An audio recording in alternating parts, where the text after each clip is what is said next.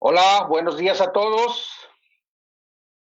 Bienvenidos a estas charlas organizadas por la Unidad Guadalajara en Sinvestap.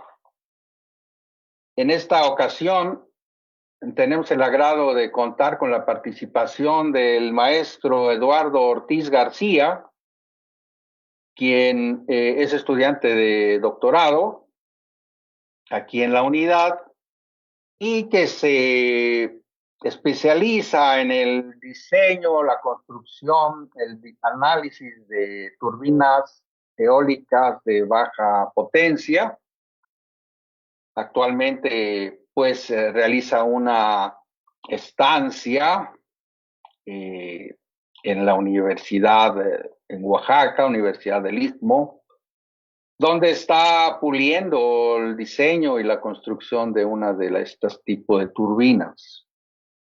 Entonces, vamos a permitir que el maestro Eduardo, quien es originario de Chiapas y que estudió la maestría ahí en esta universidad Unismo, luego vino acá a Sinvestap, pues él tendrá a cargo esta charla. Y sin más preliminares, pues los dejo con el maestro Eduardo para que nos haga favor de compartir su presentación. Muchas gracias. Adelante, Eduardo, por favor. Sí, gracias, doctor. Buenos días a todos. Voy a presentar el tema análisis, diseño e implementación de un sistema de conversión de energía eólica de baja potencia. Presenta Eduardo Ortiz García. Como contenido de la presentación, pues vamos a tener una pequeña introducción, unos objetivos, la evaluación del recurso eólico, el diseño del generador eléctrico, el diseño del rotor eólico y por último las pruebas de desempeño. Como introducción, pues podemos ver que un aerogenerador es una máquina que se encarga de convertir la energía del viento en energía mecánica y esa energía mecánica en energía eléctrica. Así es la función del aerogenerador como tal.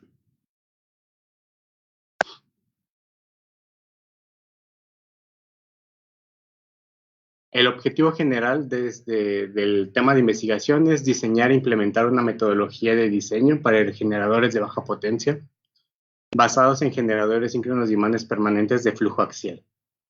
Como objetivos específicos, pues vamos a hacer la revisión del estado del arte de este tipo de máquinas que se encuentran, el análisis del recurso eólico, la metodología para dimensionar el generador síncrono de imanes permanentes, la metodología para dimensionar el rotor eólico, el análisis de elemento finito de cada componente, el análisis del rendimiento en general, la construcción del prototipo, que sería la construcción del generador síncrono de imanes permanentes y del rotor eólico, las pruebas del laboratorio y la implementación de la máquina en la zona que se va a instalar. En la figura número 1 podemos ver el sistema de conversión de energía eólica basado en un generador síncrono de imanes permanentes. Las partes que lo componen, tanto el viento, el rotor eólico, el generador, el convertidor, el transformador y la red. Partiendo de esto, vamos a centrarnos en que el generador síncrono de imanes permanentes ha sido reportado como uno de los más idóneos para su uso en aerogeneradores de baja potencia, esto debido a su excelente eficiencia, confiabilidad y densidad de potencia. Este tipo de máquinas tiene la ventaja de tener un diseño flexible, lo que permite la conexión directa del rotor eólico con el generador prescindiendo de la caja multiplicadora, lo que nos reduce en peso, en pérdidas y en costos también. El generador se va a tomar como referencia para dimensionar los subsistemas del aerogenerador como tal. También el generador, al ser un generador síncrono de imanes permanentes, tiene velocidades variables, esto debido a la naturaleza del viento, lo que nos indica que a la salida de este generador vamos a tener voltajes y frecuencias que no van a ser, que siempre van a ser variables. Por ello, para lograr la conexión del generador como tal al transformador y a la red, vamos a necesitar la ayuda de la electrónica de potencia por medio de un convertidor para hacer esta conexión. ¿Por qué trabajar con imanes permanentes? Bueno, esto es debido al desarrollo tecnológico que han tenido estos imanes en los últimos años. En la figura número 2 podemos ver la evolución de estos materiales magnéticos, cómo se ha tenido y el volumen relativo del imán para generar la misma cantidad de energía. Podemos ver un imán de acero en este sentido y un imán de neodimio fierro-boro que es mucho más compacto, y eso se refiere a que también este imán de neodimio fierro tiene las ventajas de tener una alta energía de producto, una alta coercitividad. Es compacto el diseño de este imán y tiene un bajo costo. La desventaja pues es que es susceptible a la corrosión, requiere recubrimientos especiales y que tiene un comportamiento variable con respecto a la temperatura. Y los principales factores que afectan esta selección, pues como lo mencioné, es la temperatura de operación, la resistencia a la corrosión, la energía magnética, la remanencia, el tamaño, la forma y el peso. En ese sentido, haciendo el análisis como tal, se optó por trabajar con imanes de neodimio fierro-boro para la implementación de este aerogenerador. En la figura número 3 podemos ver el diagrama de flujo del diseño del generador. Como lo mencioné anteriormente, el generador eléctrico es el componente principal y es el que se va a tomar para dimensionar el sistema como tal. Ese generador, pues vamos a ver los requerimientos del diseño de nuestro generador. Posteriormente vamos a seleccionar la topología. Para seleccionar la topología, pues existen 3 tipos de topología de los generadores síncronos de imanes permanentes, que es la de flujo axial, radial y transversal. Cada una de ellas se emplea para diferentes aplicaciones. En este caso, nosotros trabajaremos con el generador de flujo axial, ya que es un generador que es relativamente más fácil de construir y, y nos va a ahorrar en costos y materiales. Teniendo la selección de la topología, pasamos a lo que es el diseño, que tenemos el análisis, el modelado y la simulación respectivamente del generador. Pasamos a la evaluación y ya tendremos el prototipo como tal.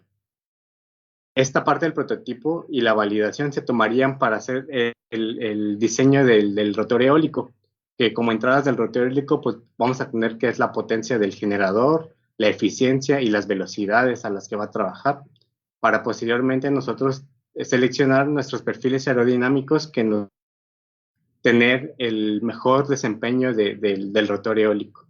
Igual se hace el diseño, que es el análisis, el modelado y la simulación, la evaluación y por último tendríamos el prototipo. Como lo mencioné, para realizar el modelo del generador como tal, pues vamos a seleccionar o vamos a tener un proceso de etapas por las cuales tenemos que pasar. En este caso tendríamos primero que conocer el recurso eólico de la zona para caracterizar el viento, como la velocidad media, la velocidad de diseño, la distribución de probabilidades y la dirección del viento. Posteriormente, con estos datos del viento, ahora sí vamos a pasar a lo que sería el diseño del generador para tener nuestros parámetros de operación como la potencia nominal, las velocidades nominales, los voltajes y el rango de velocidades. Para la aplicación del diseño del generador, pues vamos a aplicar 2 métodos, que es el modelado magnético para la geometría del generador y la de los parámetros eléctricos para el generador como tal. Posteriormente pasamos al diseño del rotor eólico. En este caso vamos a necesitar la selección de perfiles aerodinámicos para tener un descenso de sustentación, un ángulo de ataque estable, una relación del coeficiente de sustentación y de arrastre, la geometría simplificada de la pala como tal. Y para ello vamos a aplicar 2 métodos, que sería el método del rotor óptimo con rotación de estela y la teoría de la cantidad de movimiento. Por último, pues ya tendríamos el ensamble de estas 3 piezas, que sí sería la implementación como tal, donde sería el ensamble de cada una de las piezas, el montaje tanto eléctrico como mecánico y las pruebas en campo, que serían en vacío, en carga y el rendimiento general del aerogenerador como tal. Partiendo de esto, pues vamos a hacer el análisis del recurso eólico. En este caso se utilizó una base de 1 año perteneciente a la estación anemométrica de la Universidad del Istmo. Aquí podemos ver en la tabla número 1 los datos de esta estación anemométrica. La elevación en este caso sería 31 metros, que sería la altura en la que se va a instalar el aerogenerador como tal. Y tiene alturas de medición que van desde los 20, 40, 60 y 80 metros correspondientes. En la tabla número 2 podemos ver las velocidades promedias del viento de todo el año, donde la velocidad máxima es de 12.41 metros por segundo y la velocidad más baja es de 4.39 metros por segundo.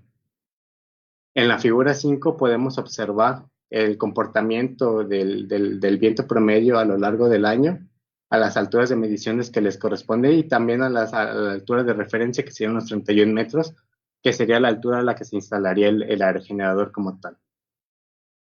En la figura número 5, que es esta de acá abajo, vemos el perfil vertical del viento. Este perfil nos va a servir para determinar la clase del aerogenerador con ayuda de la norma IS 61400-2. Eso nos va a definir qué clase de aerogenerador se va a instalar y por lo tanto también nos va a definir la velocidad de diseño a la cual se va a realizar el diseño del aerogenerador como tal. En este caso, la velocidad de diseño es de 7.5 metros por segundo. Estaríamos hablando que estamos trabajando en esta área. Teniendo en cuenta ya las velocidades del viento, pues lo que procedería sería ir a hacer nuestra geometría del generador síncrono de imanes permanentes. Partiendo de esta geometría, pues vamos a tener lo que se presenta en la figura número 2, que sería el diagrama de flujo del diseño. Vamos a tener el inicio y los requerimientos de diseño. En este requerimientos pues se van a tomar en cuenta para determinar cuáles son esos parámetros de entrada y qué parámetros de operación debe de cumplir el diseño como tal. Posteriormente, calcular las velocidades de operación, esto con ayuda de las velocidades del viento que tenemos, ver las velocidades de inicio y de paro que se van a tener para la máquina como tal. En las restricciones topológicas, pues vamos a tener, estos se van a tomar en cuenta restricciones de parámetros eléctricos, como el número de polos, la velocidad nominal, la frecuencia, para posteriormente pasar a lo que sería el cálculo de la geometría del generador. Para determinar la geometría del rotor y del estator, se emplea el análisis y el modelado del circuito magnético. Y para el dimensionamiento de los imanes, se calcula por medio del punto de máxima energía. Posteriormente vamos a tener las distribuciones de flujo y si esas distribuciones cumplen con los requerimientos que nosotros tenemos, pues pasaríamos a los parámetros eléctricos. De lo contrario, se tendría que hacer un recálculo de toda la geometría en general, como se mencionó. Teniendo estos parámetros eléctricos y cumpliendo, pues ya tendríamos el rendimiento del generador. Y en la figura número 6 tendríamos la geometría del generador como tal. Ya la geometría específica que se muestra ahí es la geometría que se empleó para hacer las simulaciones de elemento finito. En esta figura podemos ver las partes que componen el estator, el rotor, los imanes y el devanado correspondiente a la geometría general del generador síncrono de imanes permanentes de flujo axial. Posteriormente se pasa a lo que es el proceso para crear lo que es el rotor eólico. En esta figura número podemos observar el diagrama de flujo del diseño del álave, que igual vamos a partir de los requerimientos de diseño que se tienen como entradas, pues vamos a tener los valores del generador síncrono de imanes permanentes. Se van a determinar también los coeficientes de sustentación, de arrastre, coeficientes de momento para los diferentes ángulos de ataque y vamos a hacer la relación máxima de los coeficientes de sustentación y de arrastre para esta aplicación. Posteriormente vamos a calcular la velocidad específica, el ángulo de flujo para la selección de los álabes. Posteriormente pasamos al cálculo de la torsión, la cuerda, la solidez y la velocidad relativa. Vamos a estar actualizando, igual este proceso es iterativo hasta llegar a lo que sería la geometría general del álave. Y en la figura número 7 podemos observar esta geometría como tal, que comprende la geometría del álave como tal y las zonas de las que lo discretizan. Teniendo ya la parte del generador y la parte del rotor eólico, pues en la figura número 8 podemos observar las partes ya como tal que lo componen al aerogenerador. Podemos ver tanto la parte mecánica como la parte eléctrica. En este caso podemos ver que la parte eléctrica pues se compone de los dos rotores, del estator, y la parte mecánica se compone de los álabes, de la flecha y del buje que va a sujetar los álabes como tal. Y esta figura nos representa el modelo en tercera dimensión del aerogenerador que se está construyendo. Teniendo en cuenta esto, pasaríamos a que ya tenemos el dimensionamiento como tal del rotor y del estator y de los álabes, pasaríamos a lo que sería el análisis de elemento finito para ver el comportamiento de estos elementos y ver la eficiencia que requerimos. Para esto se obtienen en estas figuras la parte una parte del análisis de elemento finito que se tomó en cuenta, de la geometría en general. Podemos ver aquí en los videos cómo se comporta el comportamiento de la máquina y el comportamiento de la densidad de flujo magnético de la máquina como tal. De acuerdo a los requerimientos que nosotros establecimos, también establecemos los valores máximos de densidad de flujo magnético permitidas. Y en esto tomamos como referencia lo que dice la literatura, que es en máquinas eléctricas, que el núcleo del estator, perdón, en el núcleo del rotor se debe tener una densidad menor a 1.7 teslas. Que esto es lo que se cumple ya cuando hacemos las simulaciones de elemento finito, este establecimiento se cumple, y para ello también se hace el análisis en general de la máquina, calculando los voltajes, las corrientes de densidad, y posteriormente teniendo en cuenta y la potencia general y asimismo la eficiencia.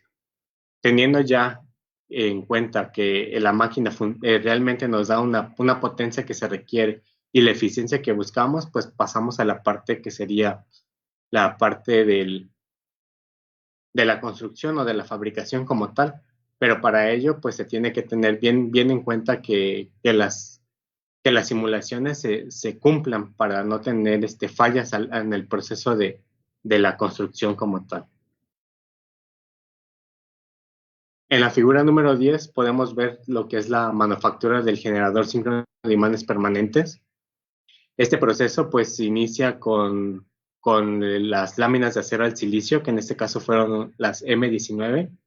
Se hizo el corte con una máquina de corte láser para posteriormente apilar las láminas de los rotores y alcanzar un espesor de 7 milímetros para cada rotor, como se muestra en esta figura.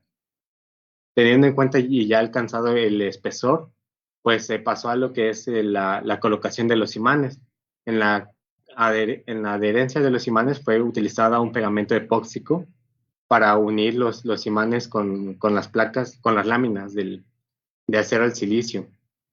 Posteriormente a ello, fueron hechas las bobinas. Para las bobinas se utilizó un cable esmaltado calibre 21 y se hicieron un total de 9 bobinas.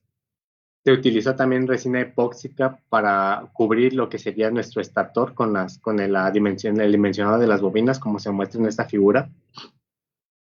Se utilizó la resina epóxica y se utilizó el epóxico también para recubrir las bobinas, para posteriormente tener ya como tal las partes del generador como tal, que serían los dos discos de los rotores, el estator, la flecha y la base en la que va a ser montado para posteriormente hacerle pruebas de rendimiento al generador. En esta figura pues ya podemos observar el montaje del generador como tal para realizar las pruebas pertinentes en el laboratorio. En la tabla número 3 podemos observar las propiedades de los materiales que fueron utilizados para la fabricación del generador síncrono de imanes permanentes. La potencia de salida nominal es de 750 watts, la velocidad nominal es de 300 revoluciones por minuto, el voltaje inducido es de 150 volts, el rango de velocidades al cual fue definido fue desde las 100 hasta las 600 revoluciones, el tipo de imán que se utilizó fue el neodimio ferro-boro grado N35, la densidad del imán, y igual tenemos las propiedades del acero del rotor, que en este caso fue acero al silicio grado M19, con un espesor de 0.40 milímetros por cada lámina. También tenemos la densidad del acero, el factor de apilamiento, que es importante también tener en cuenta, los coeficientes tanto de las pérdidas del núcleo y los coeficientes de las pérdidas del núcleo en exceso de la máquina como tal. Teniendo ya en cuenta que fue montado, pues hicieron las pruebas pertinentes para ver cuál es el comportamiento de esta máquina. En la figura número 12 podemos ver las señales de voltaje medidas en las pruebas experimentales y mediante las simulaciones de elemento finito. Podemos ver también en la tabla número 4 esta evaluación de los voltajes, tanto en vacío en simulación y en vacío ya medidos en el laboratorio. Los voltajes en vacío pues alcanzaron valores de 159, 148 y 148 respectivamente, y ya los medidos en el laboratorio fueron de 124, 121 y 122. Con eso también se hizo un análisis para ver cuál es el porcentaje que se tiene de regulación de voltaje, tanto de la señal de voltaje medido en simulación y el voltaje medido ya en el laboratorio. Como tal, la regulación de voltaje fue menor al 15%. Y en la figura número 13 podemos observar las señales de voltaje medidas de las pruebas experimentales cuando el generador trabaja en el rango de operación en voltaje en vacío y voltaje en plena carga. Podemos observar que pasando las 300 revoluciones, el voltaje en carga tiende a disminuir en comparación con el voltaje en vacío cuando opera sin carga. Y en la tabla número 5 podemos ver esta evaluación de los voltajes, tanto en vacío, que son 149, 148 y 148, y en carga, que son 127, 126 y 126 respectivamente para cada una de las fases. Posteriormente se hace el análisis de los armónicos, esto con ayuda del estándar IEEE 519, para ver cómo es el comportamiento de la máquina en el rango de operaciones que van desde las 100 hasta las 600 revoluciones. Podemos observar que la distorsión armónica total cuando el generador trabaja a velocidad nominal, que serían 300 revoluciones, es de 4.79, y para armónicos individuales es menor al 5%, que es lo que marca este estándar, ¿no? Que para armónicos individuales la distorsión armónica tiene que ser menor al 5% y para distorsión armónica total tiene que ser menor al 8%. También se toman en cuenta los pares de la máquina, el par de ondulación y el par de rizado. Este par de ondulación es cuando la máquina opera en vacío y el par de rizado es cuando la máquina opera a plena carga, ¿no? El par de vacío pues es producido por la interacción del flujo del rotor con las variaciones angulares de la reluctancia, y el par de ondulación o de rizado es el que es producido por las variaciones angulares de la reluctancia en el entrehierro de la máquina. Podemos observar igual que para estos pares, pues tenemos valores muy, muy bajos, que es lo deseable en esas máquinas, ya que esto nos indica que la máquina no va a tener ruido, no va a tener calentamientos tampoco excesivos, y esto es importante para conservar pues el desempeño como tal de la máquina y no perder esas eficiencias que se requieren. Asimismo, también se hizo la evaluación de la densidad de corriente de la máquina. Esta densidad de corriente es muy importante, ya que es una de las restricciones que más se deben tomar en cuenta, ya que cuando se opera el generador a grandes velocidades, pues obtenemos sobrecalentamientos, y esto nos lleva a un aumento de corriente que provoca también un aumento mayor en la densidad de corriente, en lo que resulta también en aumentos de temperatura, y con ello pues se incrementan las pérdidas y se disminuye eficiencia. Es importante en este punto aclarar que para esta máquina fue definida del rango de operación desde las 100 hasta las 500 revoluciones por minuto.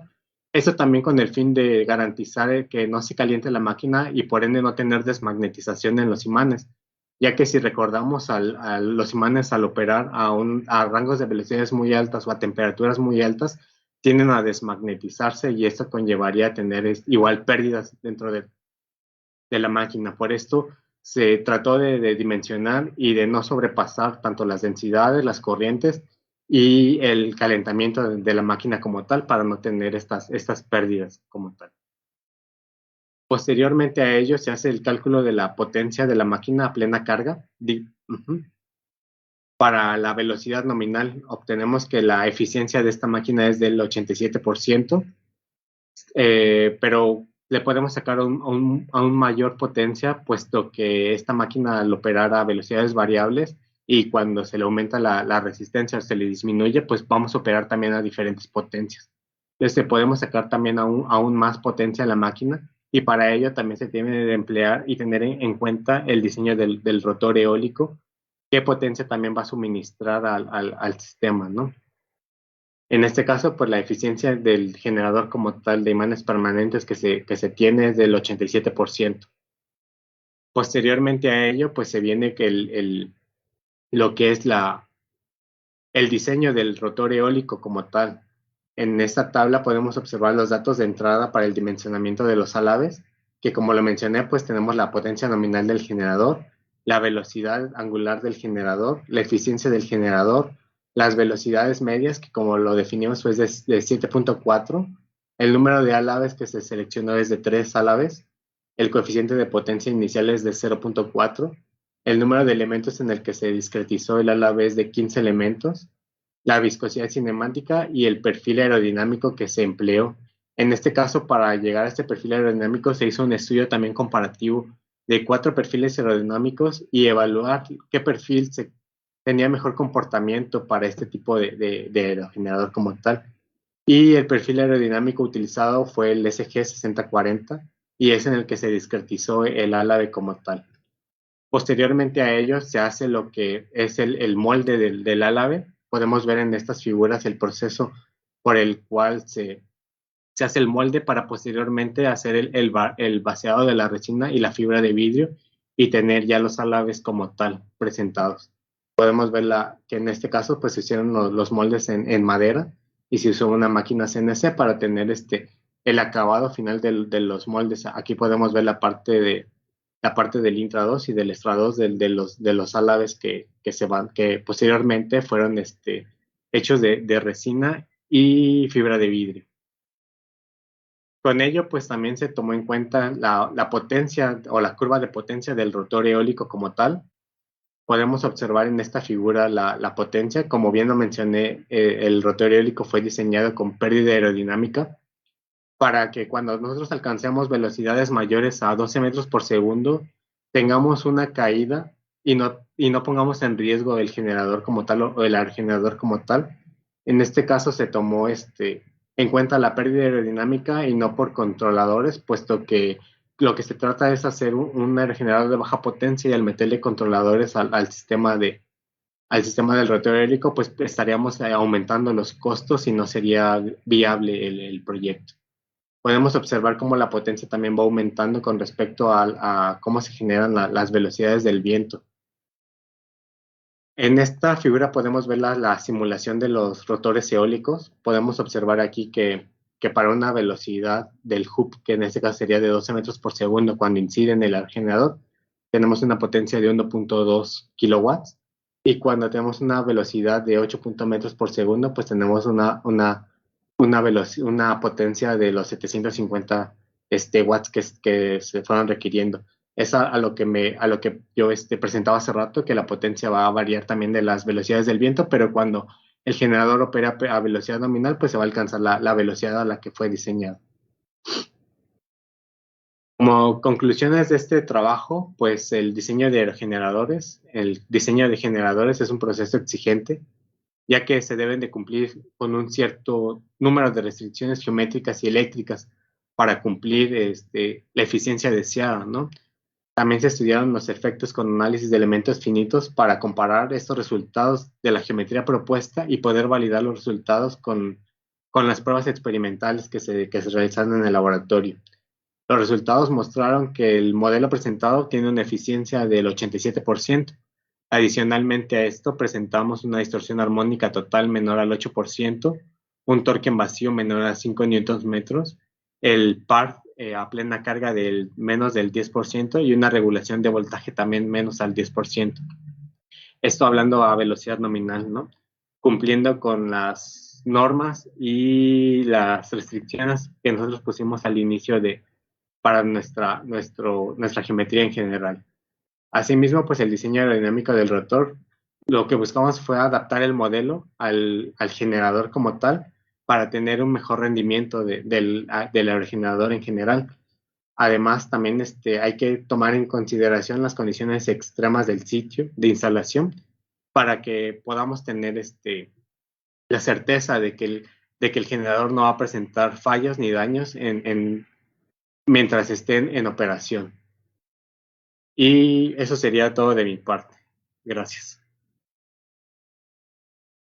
Muchas gracias, maestro Eduardo Ortiz, por esta charla, pues muy actual, ya que este es un tipo de generación, pues en la que se está tratando de impulsar y diversificar, utilizar cada vez más, ¿no? Antes de terminar la charla, me gustaría tener algunos comentarios adicionales de parte aquí del ingeniero Ortiz. Por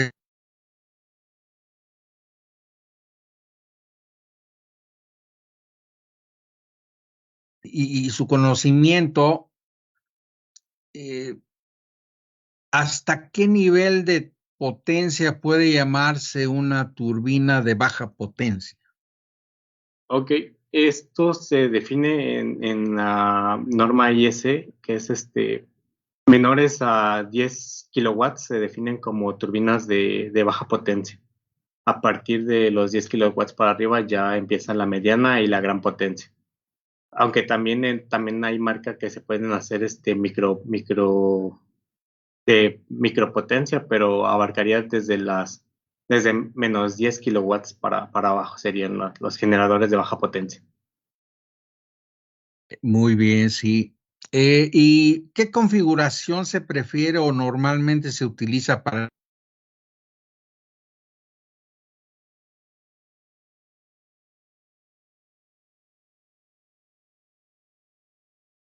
Doctor, no lo escucho, no sé si podía repetirme la pregunta, por favor. Tu experiencia, ¿cuál sería el esquema convencional de este tipo de turbinas de eje vertical, horizontal o cómo? Bueno, aquí depende de las velocidades del viento de que se requieran en el sitio de instalación para definir el tipo de turbina que se requiera. Por lo general, cuando las velocidades son prometedoras, pues se usan los aerogeneradores de eje vertical, ya que, perdón, los de eje horizontal, ya que estos son los que mayor eficiencia se han tenido en el mercado. Esto también en comparación con. No presento esa figura, pero es una figura que marca las eficiencias de las Ajá. máquinas actualmente. Entonces, el aerogenerador de eje vertical es el que tiene mucho mayor eficiencia en comparación a las demás máquinas. Pero también se toma en cuenta las velocidades de los vientos que se tienen para estas aplicaciones. Muy bien. ¿Y cómo visualiza el campo de utilización de este tipo de turbinas? Es decir, desde su punto de vista, ¿serán cada vez más utilizadas estas o lo ve como un mercado poco prometedor? Bueno, cuando hablamos de aerogeneradores como tal, siempre nos vamos a los generadores de gran potencia. En ese sentido, el mercado para este tipo de máquinas ya está muy, digamos, muy abarcado o muy estudiado. Sin embargo, los generadores de baja potencia son los que no están tan profundamente estudiados y se requiere también, no en todas las zonas se cuenta con gran potencial de viento, entonces requerimos también tener mejores resultados con este tipo de máquinas o configuraciones para poder garantizar y elevar el desempeño de estas máquinas, puesto que se le va toda la atención siempre a los aerogeneradores de gran potencia. Ok, muy bien. Y para terminar, ¿podría enumerar resumir de alguna forma las principales dificultades que se tienen para construir una turbina como esta, o diseñar y construir? ¿Cuál cree usted que sería los principales problemas que puede encontrar alguien que desea poner a funcionar una turbina como esta? Lo principal pues es la zona en la que se desea instalar o para qué como tal, para qué aplicación se requiera, ¿no? En este sentido, los aerogeneradores de baja potencia pues son más utilizados en electrificaciones rurales, digamos, o en electrificaciones aisladas. Entonces, se requiere también conocer las velocidades del viento que se tienen en la zona para ver si es viable o no trabajar este tipo de máquinas como tal. Posteriormente a ello, pues tendríamos que tener la configuración de las geometrías. Para este sentido, pues es definir el tipo de generador que se quiere utilizar, ya sea el de imanes permanentes o también se pueden utilizar otro tipo de tecnologías, pero eso conlleva a ver también el costo-beneficio de las otras tecnologías de los generadores como tal. En ese sentido, pues optamos por el generador de flujo axial, ya que, como lo mencioné, existen tres tipos, tanto el de flujo radial, el de flujo transversal y el de flujo axial. Esos generadores pues también tienen sus aplicaciones y se selecciona ese tipo el generador de flujo axial debido a la simpleza de la máquina, que pues tenemos dos rotores estatores y por ende los costos de fabricación son mucho menores en comparación a las otras máquinas. Entonces se tiene que tomar también en cuenta el costo, los materiales y qué tan viable va a ser la instalación de esta máquina.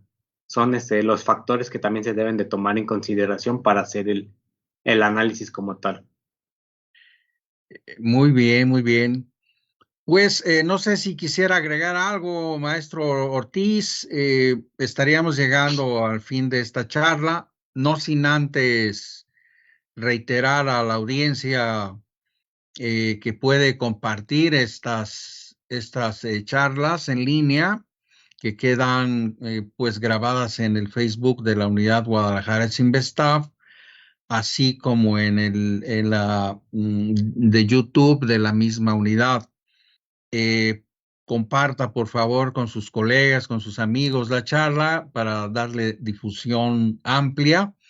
Y bueno, pues agradecer, por supuesto, al maestro Eduardo Ortiz por su colaboración y no olvidar al ingeniero Rogelio Muñoz, que hace posible la transmisión en vivo, ¿verdad? No sé si quiere agregar alguna cosa, maestro Ortiz.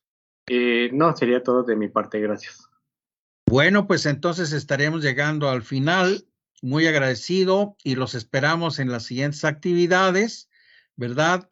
Que la tendremos la próxima charla en agosto, permítame, 11. En agosto 11 tendremos la siguiente charla. Esperamos contar con su distinguida atención. Por el momento, muchas gracias y hasta la próxima. Gracias.